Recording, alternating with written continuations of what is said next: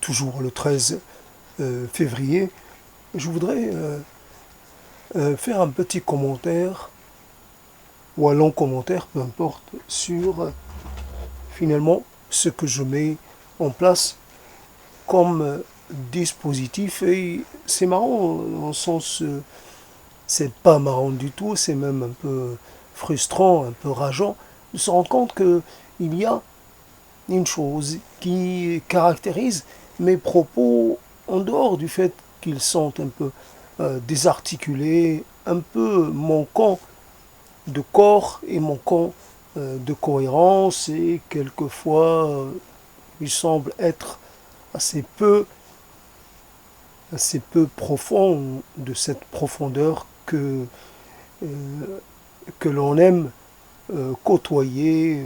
Voilà. Et donc il peut y avoir le sentiment, j'ai le sentiment qu'il y a un vide entre les mots. Ça peut paraître bizarre. Il y a un vide, ça c'est évident, physique. Il y a une sorte d'arrêt entre les mots, comme des pauses. Je cherche mes mots, et cela se traduit par une certaine coupure, un certain, une certaine cassure de rythme. Euh, je dois à chaque fois rebondir, chercher mon souffle, et cela s'entend, cela se sent. Voilà le vide entre les mots, mais il y a le vide entre les sens que je voudrais donner aux mots. Il y a un problème de sens et un problème de finalité. Après tout, il y a, on ne fait rien sans un but bien clair, à tout le moins à soi-même. Mais il est possible que l'on soit parti dans une sorte de voyage sans but et sans destination précise, une sorte de va-et-vient, je dirais un vagabondage. Et qu'est-ce qu'on faisait aux vagabonds à une certaine époque? On les mettait à mort. C'était considéré comme des êtres inutiles pour une société. Ils constituaient même une sorte d'anomalie. Si donc je suis une anomalie, cette anomalie, je continue de la personnifier. Euh, je n'ai personne pour me mettre arrêt à cette chose, euh, à cette,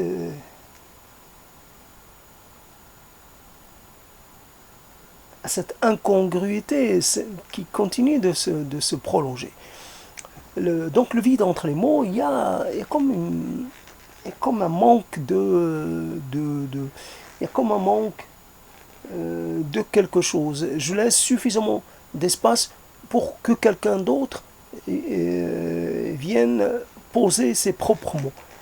Et quelqu'un pourrait venir intercaler quelque chose, et il serait capable de me suivre de façon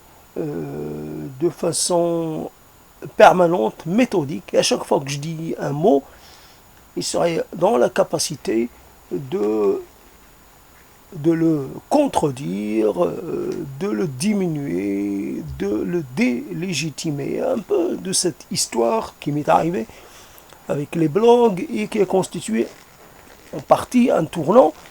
Ça faisait partie d'un ensemble, mais ça a aidé à la prise de décision, au passage, à la prise de parole, finalement au passé à l'oralité. J'ai, à un moment donné, il y a quelqu'un, j'avais un blog, et ce blog était, contenait, puisqu'il était gratuit, il y avait de la publicité.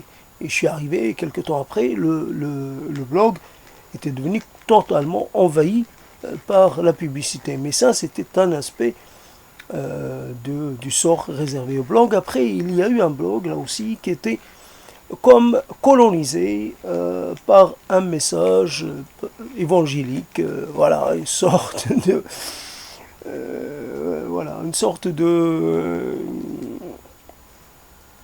un message qui n'avait rien à voir avec la nature, avec le thème du blog.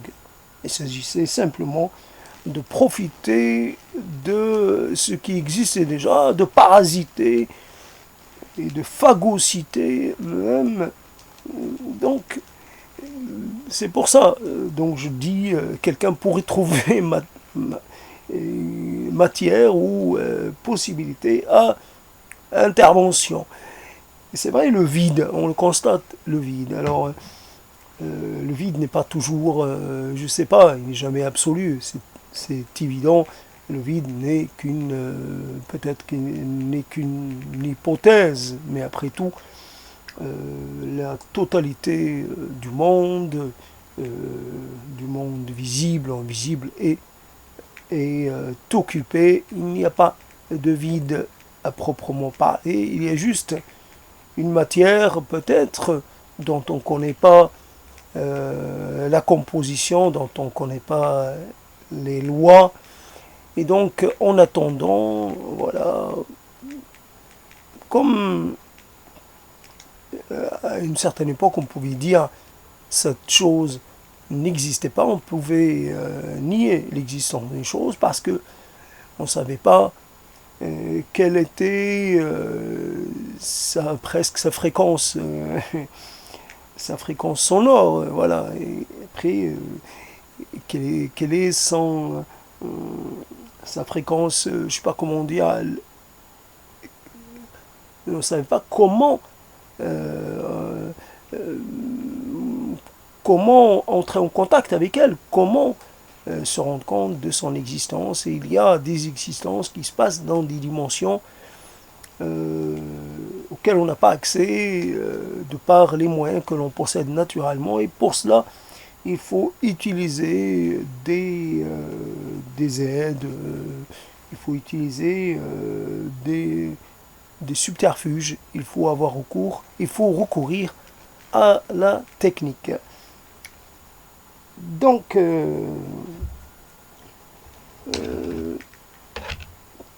voici donc une chose, je suis vraiment...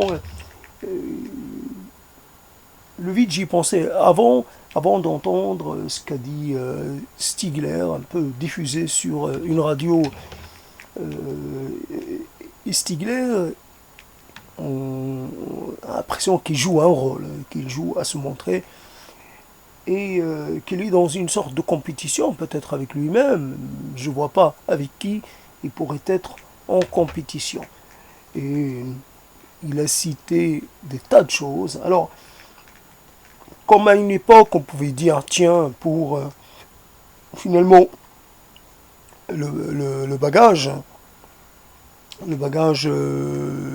j'allais dire, le bagage nécessaire, un gentilhomme ou un homme respectable, c'était d'avoir appris ceci et cela, un peu de latin, un peu de grec, un peu de ceci, cela, de connaître les classiques, etc. Là, il a fait appel à des choses qui ne sont pas obligatoirement des classiques, mais donc il a rendu comme des éléments dont il faut se dont il faut avoir fait l'acquisition. Autrement, sans cela, on serait une sorte d'être sans grande valeur. Pour acquérir de la valeur, il faut faire dans l'accumulation. Voilà, donc c'est assez marrant dans cette histoire. Alors, le vide, on entend parler des gens et on entend des choses qui ne disent pas. On entend un autre son, on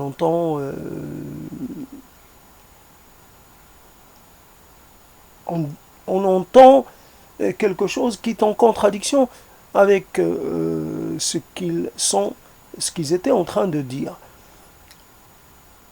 On a tout de suite une sorte de réserve, et puis la réserve devient une sorte d'objection, et l'objection devient une sorte d'opposition bien profonde. On n'est pas d'accord. On n'est pas d'accord parce que moi je dirais qu'il y a l'intuition. Il y a le savoir, mais il y a l'intuition. Dans le rapport aux choses, on peut développer une complexité par soi-même.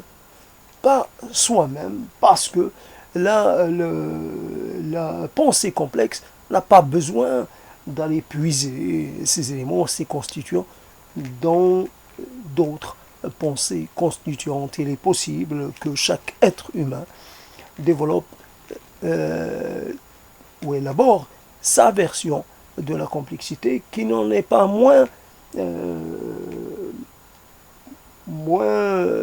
valide ou moins efficiente que celle d'un autre, etc. Alors évidemment, beaucoup de choses sont de l'ordre du langage, de l'ordre du vocabulaire. Alors évidemment, il y a certains qui font ce qu'il faut pour avoir la maîtrise d'un certain vocabulaire. Après, il y a je ne sais pas comment dire, quelqu'un qui va s'appuyer sur quelque chose qui a été mis en place, un dispositif qui a été mis en place il y a des siècles et des millénaires. Il fera en sorte de toujours tenter d'exercer une sorte de pouvoir sur son interlocuteur en faisant appel comme si un général avait la possibilité de faire appel à des réserves sans fin dans une bataille qu'il mène contre un autre général, mais lui il dispose de réserves sans fin. Alors moi j'ai besoin de parler de quelque chose qui se mène maintenant, et j'ai pas besoin de convoquer Aristote, ou de convoquer Platon, ou de convoquer, je sais pas, Euripide, ou de convoquer Échille, ou de convoquer. Il ne m'apparaît pas nécessaire. Je dois d'abord, c'est vrai,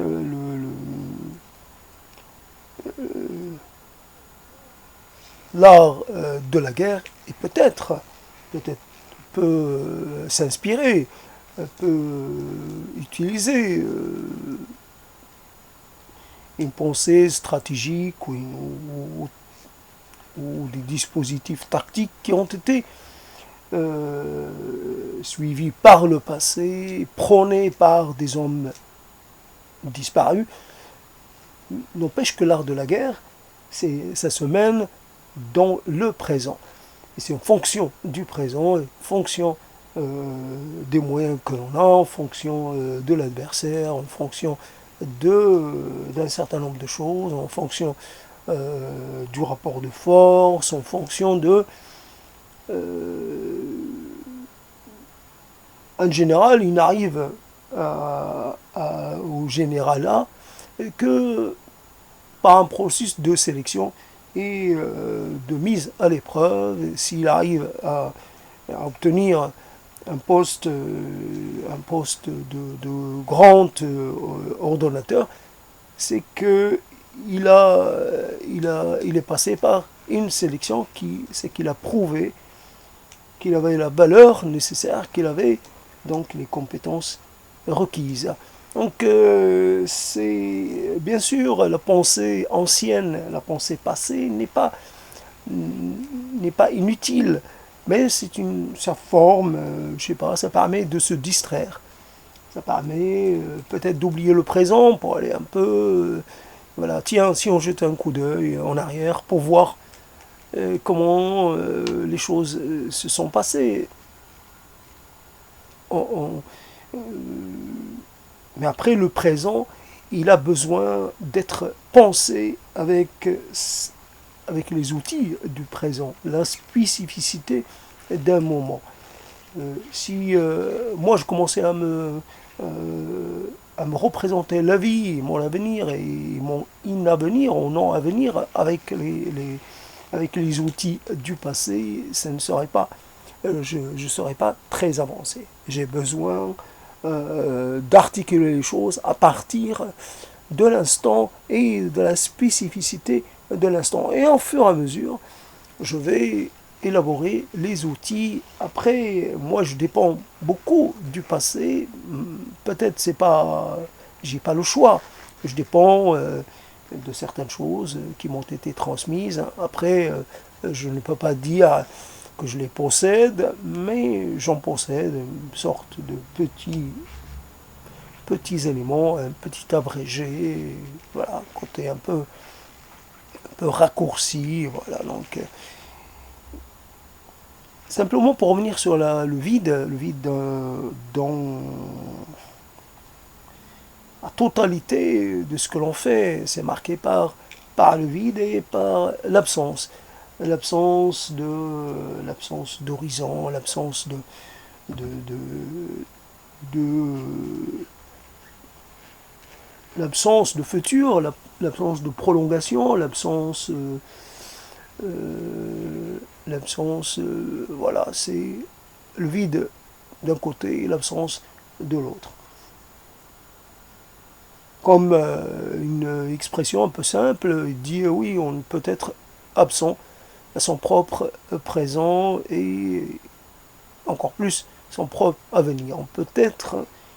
Et on peut être quelque part et ne pas vraiment y être parce qu'on serait dans une sorte de, de séjour détaché, une sorte d'onérisme qui, euh, qui se déroulerait sans aucun rapport avec la réalité, avec ses contingences. Voilà, donc, peut-être débarrasser des contingences, c'est peut-être quelque chose de très désirable, après devenir libre, réellement libre, quitte à vivre dans les songes et dans les mondes, dans les mondes, finalement simplement imaginer simplement donc le vide dans l'installation l'installation langagière, c'est que il peut y avoir beaucoup de mots, mais à la fin il n'y a pas réellement d'idées claires sur le but ou sur la trajectoire. On suit quelque chose, ça peut apparaître, ça peut nous apparaître, mais ça peut ne pas nous apparaître. Alors on est tiré comme ça par des enchaînements sans savoir où cela va nous amener. Et voilà, donc je crée du vide, ou je crée des choses susceptibles d'être avalées ou d'être croquées par le vide. Le vide me suit partout et d'une certaine façon, chaque fois que je remplis un vide, chaque fois que j'essaie de le faire disparaître, il en est un autre. Voilà, une sorte condamné à combler le vide éternellement. Donc, et combler à porter les mots, à porter les propos sans jamais pouvoir s'arrêter, sans qu'il y ait une sorte de possibilité de se libérer ce destin-là ou de cette situation-là. Alors le vide, alors je sais pas, quelquefois on laisse un peu passer une chose que l'on a envie de dire, on la laisse passer et après, ça devient un peu difficile à traiter. C'est pas que ce soit impossible, mais difficile à traiter. Juste le vide, alors le vide c'est...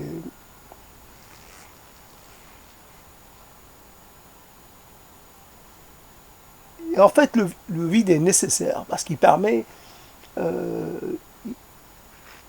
il permet de maintenir les hypothèses, de pouvoir leur permettre de continuer d'exister. C'est parce qu'il y a un manque, c'est parce qu'il y a un sentiment de vide que l'on va émettre de nouvelles hypothèses pour répondre au vide, pour essayer de comprendre ce qui se passe, ou plutôt essayer de, et même ce qui ne se passe pas. Pourquoi une chose finalement n'aboutissent pas. Pourquoi les choses n'aboutissent pas, pourquoi une chose ne se concrétise pas en quelque chose de bien j'allais dire, de bien concret, de bien utile. Pourquoi on n'a pas accès à la vérité pour pouvoir s'en servir comme une sorte de marchepied, une sorte d'élément pour prendre son élan, pour aller pour se lancer dans la bataille de la vie. Pourquoi est-ce chaque fois qu'on a l'impression d'approcher quelque chose, on est remis, on est obligé de revenir en arrière, de nouveau, de recommencer à élaborer, parce que chaque élaboration démontre sa relativité, démontre ses limites, et on cherche une élaboration qui puisse réellement être dotée un caractère d'absoluté, d'un caractère, je ne trouve pas le terme, j'ai toujours un terme en manque, je ne sais pas où est-ce que je l'ai mis, sûrement. Alors, il y a l'absolu, mais un caractère de totalité ou un caractère euh, dans l'idée de la puissance, dans l'idée... voilà. Alors j'insiste, j'essaie de tirer quelque chose. Il y a constaté que je suis loin, parce qu'en fait, j'ai laissé passer du temps et je suis loin de parvenir finalement à la chose qui m'avait d'atteindre finalement mon but, ce qui m'était apparu, c'était un sentiment un peu de malaise, un peu d'insatisfaction. Euh, je m'entends parler et je trouve cela pas plaisant, je trouve cela presque désagréable, et un sentiment qu'il y a des sortes de qu'il n'y a toujours pas de choses posées avec certitude, avec assurance, avec talent, voilà. Donc en entendant parler Stigler, c'est vrai que Stigler a parlé de l'entropie, et c'est intéressant l'idée de l'entropie parce elle répond à des questions qui restent un peu en suspens. C'est la question de savoir pourquoi quand une chose, alors ça dépasse un peu peut-être le cadre conceptuel classique de l'entropie, mais en tout cas, pourquoi quand une chose semble atteindre une certaine forme de perfection, pourquoi elle est souvent accompagnée d'un élément contrariant. Pourquoi quand on atteint, on n'a pas... et puis même, il y a quelques fois où nous sommes dans un état presque de perfection. Notre état le plus abouti. On n'ira pas plus loin, on ne connaîtra pas un bonheur, on ne connaîtra pas un contentement identique dans l'avenir. Et pourtant, on a du mal à se rendre compte que là, on a atteint le paroxysme, on a atteint le niveau le plus élevé. Alors on a atteint, et puis après soit on va rester dans cette situation pendant un certain temps, et après on va connaître une sorte de descente, un déclin progressif qui ne va jamais cesser. Alors la montée, la phase de plateau, puis la descente qui peut être plus ou moins rapide, plus ou moins accélérée. Mais après, on ne se rend pas compte. Alors, il existe une phase plateau parce qu'il existe deux autres phases. C'est une sorte de situation qui ne peut être séparée.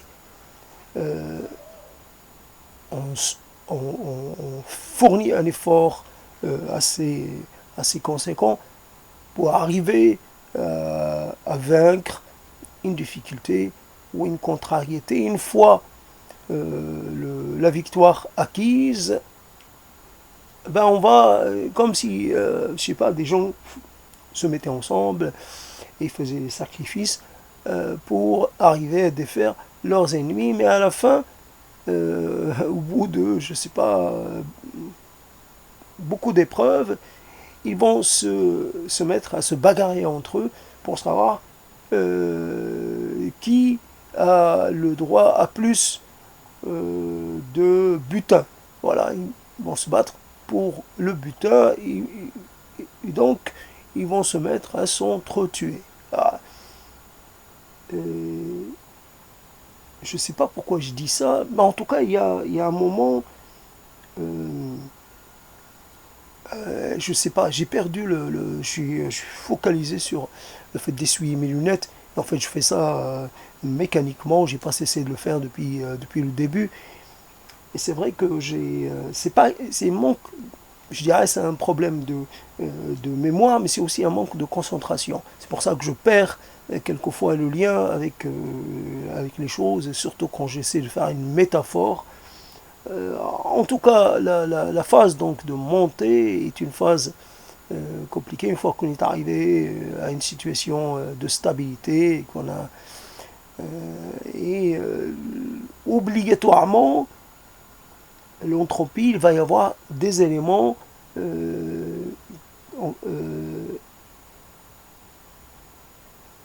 la chose est belle au moment où elle se produit et au moment où elle se réalise. Après, elle perd de son prestige, elle perd de son attrait. Mais quelquefois, on aurait envie de recommencer l'opération, sans savoir que cette opération de montée, et puis etc., n'était possible, n'est pas reproductible. On aurait droit, on pourrait n'avoir droit qu'à un seul essai. Après, je suis avec quelqu'un que j'apprécie et qui m'apporte. Et après, cette personne, elle est avec moi. On est dans une sorte de moment de grâce, mais en même temps un peu lourd, un peu pesant, parce que on s'ennuie, on pourrait l'impression de s'ennuyer un peu. Pourtant, c'est là le moment le plus parfait, le moment le plus abouti de toute la relation. Donc, après, ça ne sera plus jamais pareil. On sera dans le conflit, on sera dans la dispute, mais il peut y avoir aussi d'autres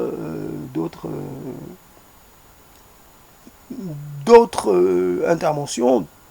La personne, on pourrait la perdre pour une cause extérieure, voilà, un cataclysme, une chose comme ça.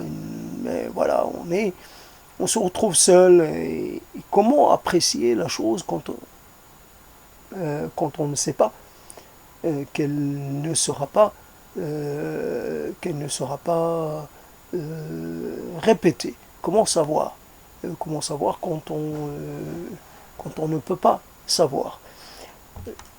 Voilà un type du savoir presque inné, un savoir que tout le monde a, et ce savoir pour lequel on n'a pas de réponse, et qui, peut-être, ce qui est intéressant, c'est d'aller voir les vivants, et non pas les morts et leurs vestiges. On ne peut pas trouver réponse près d'un mort, il faut aller voir un vivant qui partage le même souci, ou qui partagerait le même souci. On pourrait lui demander comment ça se fait que les choses se passent ainsi. Peut-être qu'elles se passent ainsi depuis longtemps, il serait peut-être temps de leur trouver une sorte de réponse définitive. On devrait entrer dans la période de la maîtrise, on maîtriserait tout, et voilà. Sans oublier qu'il y a la loi de l'entropie qui, là, finalement, est peut-être la loi souveraine. Voilà le mot que je cherchais, le mot souverain. La loi souveraine qui, finalement,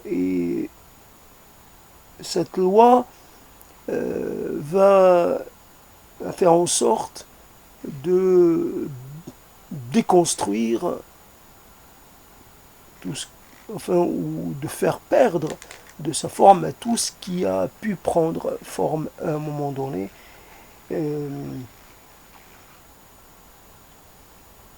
La loi de l'entropie serait même une sorte de mouvement dynamique, un mouvement d'échange, puisque un corps qui a quelque chose, il ne peut pas la conserver éternellement, et il est obligé d'en rendre une partie, et puis finalement finir par la rendre entièrement, pour la remettre un peu dans le circuit, sauf si on envisage la loi de l'entropie comme une sorte...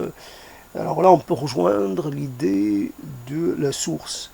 Et évidemment, à l'origine de l'univers, cet univers qui est le nôtre, cet univers a puisé sa matière dans un autre univers, et il est possible que la matière qu'on perd par le phénomène de l'entropie, il est possible qu'elle aille ailleurs, profiter à un autre univers, ainsi de suite. Il n'y a pas de perte absolue. La chaleur, si elle se perd, si un corps perd de cette chaleur, ben, elle n'est pas perdue pour tout le monde, elle est récupérée par un autre corps. Cette chaleur-là va s'intégrer à un autre processus. Quand on perd de sa masse, cette masse n'est pas perdue définitivement et absolument. Elle va là aussi s'intégrer à chaque fois. Après, on peut creuser cette histoire-là, on peut essayer de voir au niveau atomique, au niveau subatomique, etc., etc. On pourrait voir à quel moment, quand même, quand les phénomènes se produisent à une échelle microscopique, comment finalement les particules qui naissent, comment elles vont s'intégrer comment elles vont pouvoir de nouveau participer. Alors, je ne sais pas, une particule, on ne peut pas dire qu'elle va... Ça paraît tellement peu important et peu en masse pour pouvoir participer à la mise en place d'un nouvel univers, de nouveaux corps célestes, etc., etc. Il paraît la particule qui nous traverse, les particules solaires, les particules cosmiques, ça, à un moment donné, ça nous traverse, d'accord, mais ça doit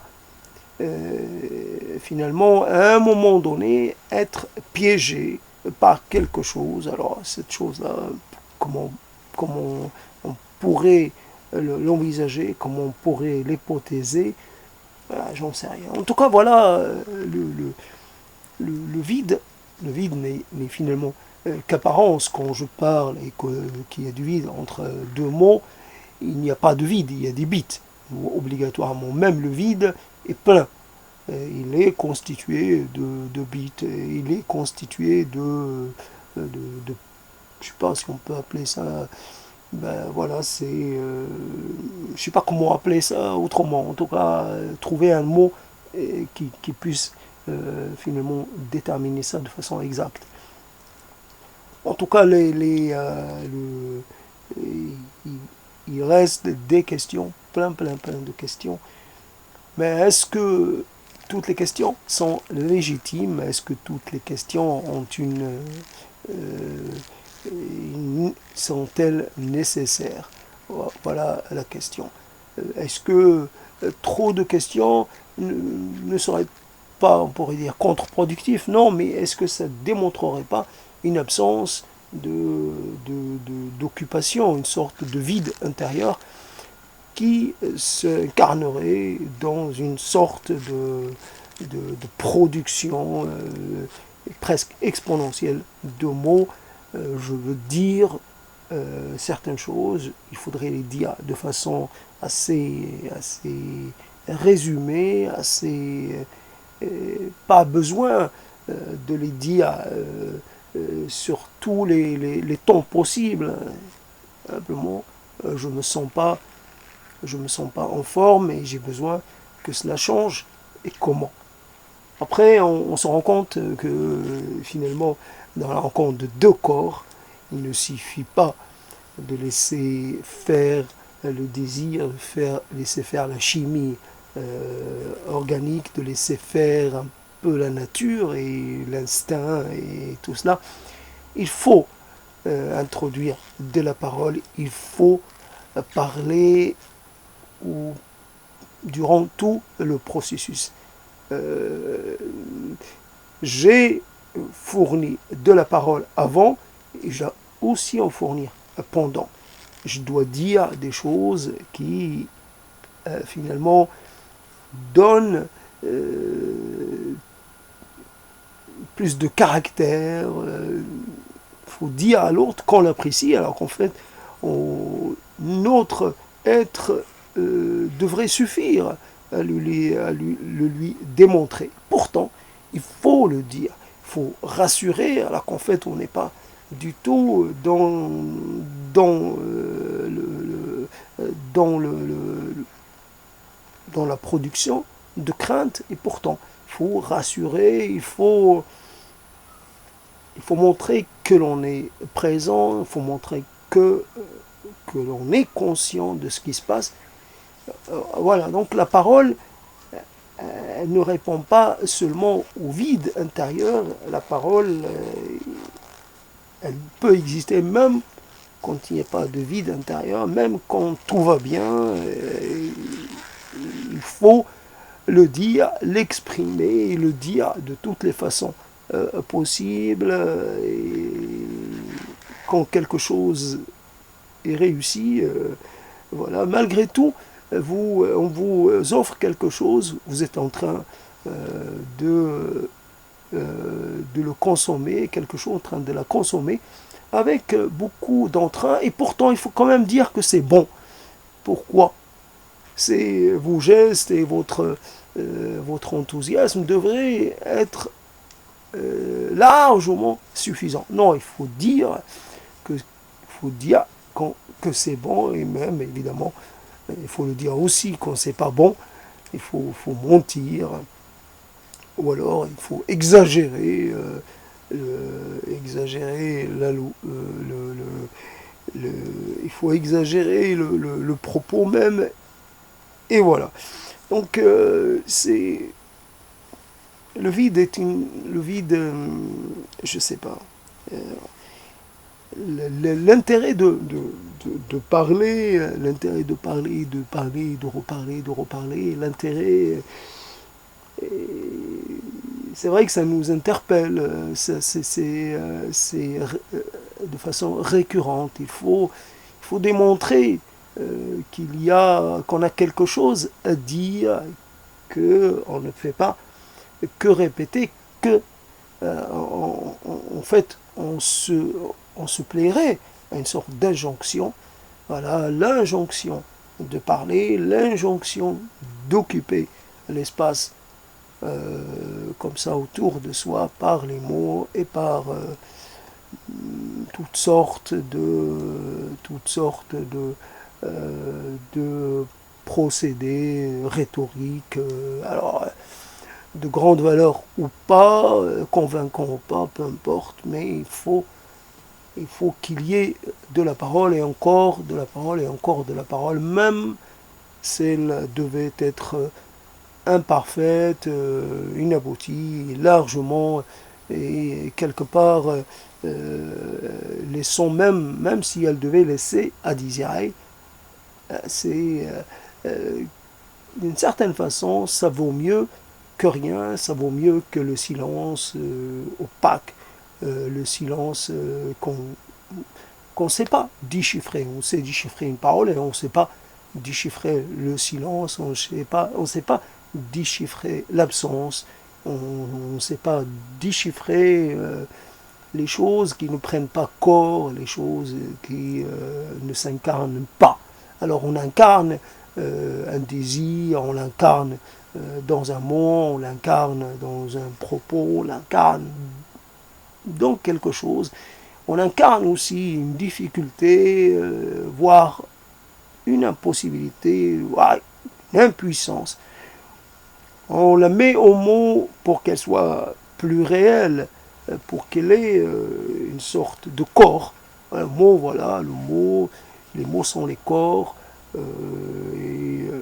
des choses qui ne peuvent être transmises ou exprimées autrement. Voilà, les véhicules, les mots, les véhicules nécessaires, indispensables pour transmettre, pour communiquer quelque chose de propre à un autre, quelque chose d'intérieur. Il faut pouvoir parler pour rendre l'intérieur, pour lui permettre d'exister à l'extérieur, ce qui est tout de même assez souvent nécessaire, voire indispensable pour essayer de trouver une sorte